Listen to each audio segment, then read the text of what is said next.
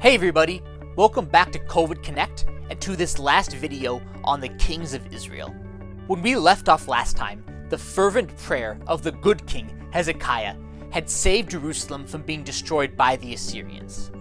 But Hezekiah's successors did not follow in his example, and for the next 100 years or so, the southern kingdom continued to backslide into sin. Idolatry was again widespread, as it had been in the north, and the south was also uniquely famous for social injustice, for oppressing the poor and the widows and the orphans. As Israel fell deeper into sin, it also grew weaker politically. By the time Zedekiah took over, Israel had actually become a vassal state, which is kind of like a dependent colony to the Babylonian Empire under the king Nebuchadnezzar. The Babylonian Empire was even bigger than the Assyrians had been. But Zedekiah was prideful, and he didn't want to be under the Babylonians' control. So even though he was vastly outmanned by the Babylonians, and even though God, through the prophet Jeremiah, warned him not to do this, Zedekiah tried to start a rebellion against the Babylonian Empire. But when King Nebuchadnezzar heard about this, he decided that Jerusalem wasn't even worth the trouble anymore. So he sent in an army to take King Zedekiah off in chains and burn the city to the ground. The annihilation was so total that they even demolished the temple, the great temple that King Solomon had built, and which was the last best reminder of the Israelites' devotion to God. This was especially traumatic to the Israelites. It was like us watching an army destroy St. Peter's Basilica. The remaining Israelites were then deported to Babylon, so this event became known as the Babylonian captivity.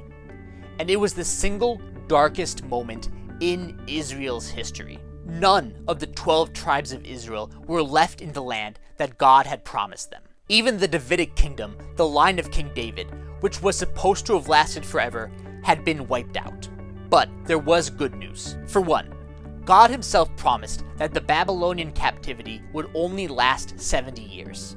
And indeed, at the end of those 70 years, a small remnant of the Jews were allowed to go back to Jerusalem and start rebuilding the kingdom, even though it never came close to its former glory. More importantly though, God also promised that in the more distant future, there would be a much greater restoration.